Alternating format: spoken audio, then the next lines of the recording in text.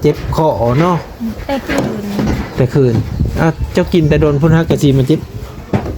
โอ้หายบ่นี่หายถืออะไรคุณกินเดี๋ยวบังคอโอ้คนใหญ่แท้นะเบิ่งเอามาถ่ายรูปเบิ่งด้วยเฮ้ยสีได้เบิ่งมึงเนาะป้าเจ้าคือมาได้ทงใหญ่แท้ของฝากจางเพลอนี่ชื่ออยู่ซื้อนั่นเลยก็พอจะลุ้นเอาไว้ก่อนเอาไว้ก่อน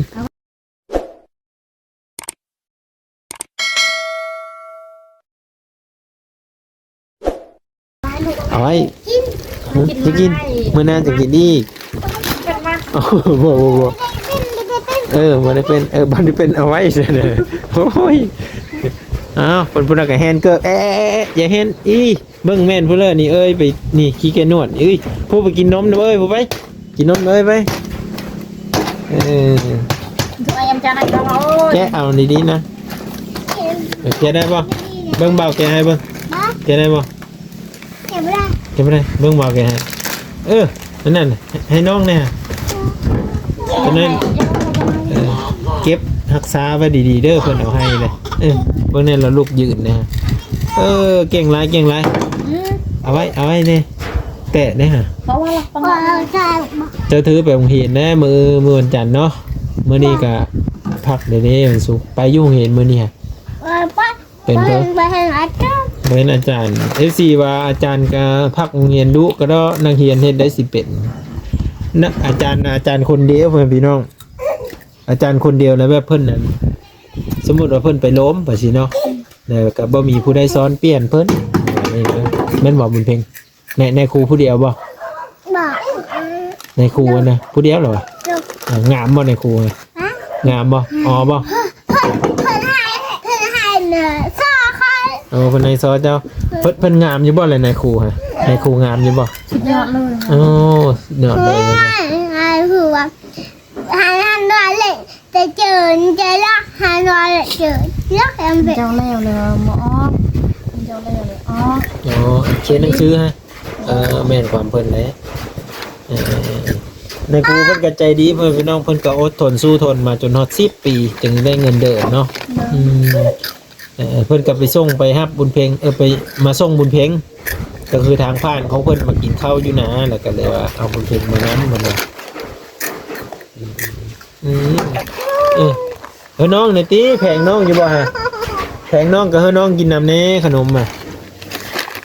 พูดพักอันผ้ากั้งเลยกับปีแหว่งกับมูมีเฮานะสบายดีด้วย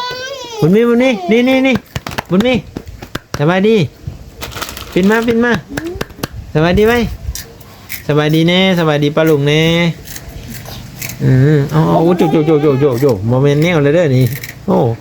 ขึ้นปีนี่เนาะจะไปขึ้นไหนตกไหนสบายดีก่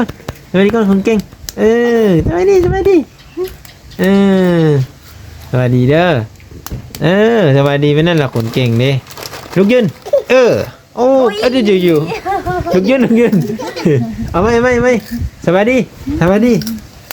ลุกยืนเลยยืนเลยยืนได้ปะอึบโอ้สบายดีพร้อมลุกยืนพร้อมไม่มีเพื่อจับเด้อนี่เด้อเนมบ้าเนี่ยอึบนี่มาจบเก่งไรเอาโอ้ยพอแล้วอย่าสบายดียังเลยเน็ตลมมีลมมานี่ติ้งหน่อยลมแล้วมาดิโอ้ยเซ็ตคักมานี่จะนั่นก็ลูกยืนนี่เพิ่นแบบกำลังจะยืนเนาะแม่เพิ่นติดแก้มนะบนเพลงเอาเพิ่นถ่ายสแกมมาอย่าไปคาบเด้อย่าไปกัดเด้เปิ้นนะเสื้อรถเอาเสื้อเอาใส่ซุปเอาเบิ่งได้ถึกเอาถือเกือบเลยบุญมีงามเนาะเกือบจ้ะเนาะสีเขาเลยสีชมพูหักแท้สีแหล่หักบ่ลืมบ่เขานี่เขามาแบบนี้สีชมพูเนาะงามแล้วจะได้เสื้องามนั่นนี่ลูกเขาดีเด้อแบบนี้โอ้มีกาแฟนะมี่เนาะ โอ้สมกับเสือเด็กน้อยเลยงามหลายทุกคน ใครยังมาซื้อ เดี๋ยววิดีโอหน้าพอกันใหม่เด้อสาวร้อยเด้อเนาะเฮ้ยอยู่ดีไม่แห้งเฮ้ยอันดีไวๆเสียเจ็บคอกันเลยเนาะคันว่าดีซ่ากันหน่อยสิได้เจ็บอยู่นี่ก็ทรมานเนาะทรมานไหมเอาดีไวๆเด้อเด้อมันจะตียาแล้ว โอ้จะมาตียายวะนี่เยอะมาขอสิมาล้มเอาสิเด้อเอาสิแหละเอาเอ้ยมันเพ่งซิ กลางแล้วอยู่ เจ้าลองกินน้ำต้มมึงเด้อบางทีมันอาจจะแบบไม่คล้ายๆแน่ กิน นะ เลยน้ำซอยเลย แต่ว่าต้มตอนมันอุ่นๆแบบเจ้าอยู่กับมันนะค่อยๆสดลง แต่ว่าก็จะสดตอนมันฮ้อนได้เจ็บเลยมันโลกเนาะย่าน้องเจ้าล้มเดี๋ยวนี้นะผู้เบื้องแน่เราโยงไปบ่เฮ็ดตอนเขานอนทำเรื่องนำลายมากเลยว่ามันอื่นเนี่ยเนาะเอาไปงอหอมไปอันนั้นเอง เข้ามาเลย กลาง เอ็กซเรียเบิ่งบ่เขาโกดซองมึงบ่ ซองหมด เขาว่ากลางแล้วมึงบ่โอ้กินตอนกลางพุ่นแล้วเจ้าก็ได้เอาทุกคนได้เป็นอะไรกับขอ200ดีไว้เนาะเพิ่นเจ็บขอเพิ่นน่ะเนาะวิดีโอหน้าพร้อมไหมขอบพระคุณเบิร์ดทุกคนที่ให้การรับชมและติดตามตลอดมาเนาะอยู่ดีมีแหงเด้อบุญมีเด้อใหญ่ไหวเด้อแปลงเห็นเด้อบุญเพลงกะตั้งเจอเห็นได้แล้วเด้อแปลงเห็นเนาะสวัสดีค่ะสวัสดีค่ะ สวัสดีค่ะ สวัสดีค่ะ เด็ดเอาสวัสดีสลอย สวัสดีค่ะ โอ้ยเอา ลมนั่นเนาะ สบายดีแท้นี่เก่งไรแต่เจอบ่เห็นเรียนหกมันเอง มาเด้อมื้อนี้ฮะกะวิทยันน่าจะ บ้านเจ้า จอดไปค่าละมันเรียนจ้า ตอนเหลือ ตอนเจ้าตอนคอยไปเมือง อยากไปเมืองเจ้าได้ไปแวะเหินตัวนั้นบ่เหินพ่อแม่ป้าเจ้าบ่ บ่ จะไปเลยขี่รถเพื่อไป รถไฟหน่อย โอ้ตอนแม่เฮาเอามาขายมันบ่ แม่ เฮาอยู่หลังเฮาปอห้องน้ำเฮาเห็นอยู่เห็นพ่อใหญ่เกิ้งบีบแกปิ๊กเฮาว่ามาพ่อใหญ่เกิ้งนี่มาซื้อไว้เลยดีแล้ววิทย์เฮาว่าพอเท่าอันนี้พอเท่าน้อยหั่น เนาะ แล้วอีแม่ว่าพ่อใหญ่เกิ้งมาซื้อน้ำมันว่าซั่นเฮาก็ไม่ได้ถามว่าสิไปเสิเฮาก็ขี่รถออกมาแต่หั่น ไปซื้อยาบ่ไปซื้อยา ใครได้เห็นเจ้า ไอ้ก่อห้องน้ำไอ้จะเฮ็ดห้องน้ำพอมาแล้วมาสิเฮอก็ได้เอ้ามีเฮอซ้ำมีเห็น ยาปลา ซื้อแล้ว ปลาก่อนเนาะ บัดเพิ่นน่ะมีเฮอไอ้กินน้ำเธอหน้ามีเอาขนมมาเฮอมันเพ่งเด้อมันเพ่งยังมีเฮอไอ้กินน้ำเลย ใครอยากกินใครอยากน้ำ มีบ่เอาหมอกอยู่เฮือนเจ้านี่นะ แม่เลิกเอาหมอก เอาหมอกยำปี ยำปี ไม่มีแต่ว่ามีแต่ยำปลาบ่คือปลาแพงอะนะยำปีบ่มีจะไปกดมึงฉันจะไม่ได้ชื่อ ก็บ่ได้ซื้อ จะไปกดเนี่ยเลยสิไปกดเบิ่งซื้อนี่ล้มอยู่เลยล้ม เพลงนึงซ้ำนี่ยาวแล้ว มาเบิ่งดูเดี๋ยวตั้มโอ้หมุนไปเลยล้มนะเอามันบ่เอาก็เอาเมื่อเลยเด้อเอามาเลยเด้อสีขีดเมื่อนำกันเลย สิดีบ่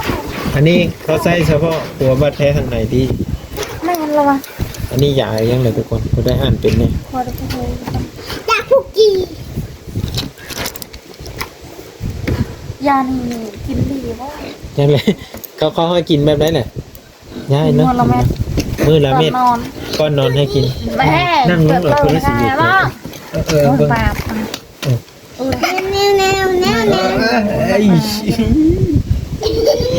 ซื้อมาเด้อย านี่ก็กระสิได้มาดิ มันจะมา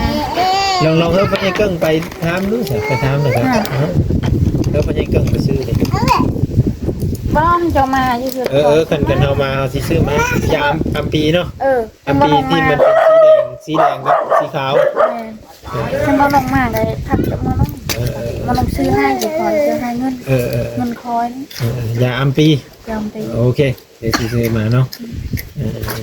คันว่ามียาอัมปีแล้วเพิ่นจะได้ยาอัมปี อันนี้ว่าสิเจ้าไปโกดแล้วพากันซื้อเอายาแล้วไม่ได้ซื้อ คือไปซื้อยา อย่านี่นั่น ยาอันนี้เขาว่าดีเพื่อเริ่มให้เกิงว่าสู่ฟังหมดลูก นี่เจ็บคอ ดีเจ็บคอเลย ยังเจ็บ เราว่าตอนทำให้กินตอนกินเด้อเหรอวะ เนี่ยบัดเมย์เจ้าพอจะได้ยาอัมปีอีกบัดนี้ อันนี้ยาเขาว่างให้เลยนี่ เอากินตามเขาว่าเจ้าแต่ละ ตอน ยา เย็นตอนเช้า ยา เที่ยง ยาอัมปีก็คือมันเป็นยาต้านเซอร์ ยาตัวนี้ยามันเราว่ามันข้าวจนมันจะกินอันบดีเราว่า มันมีกลิ่นข้าว ข้าว โอ้โหเดี๋ยวกะอดกินนั่นแหละเนาะอดกินให้มันดีเนาะกันเอาบ่กินให้มันบ่ดีนี่เอาไว้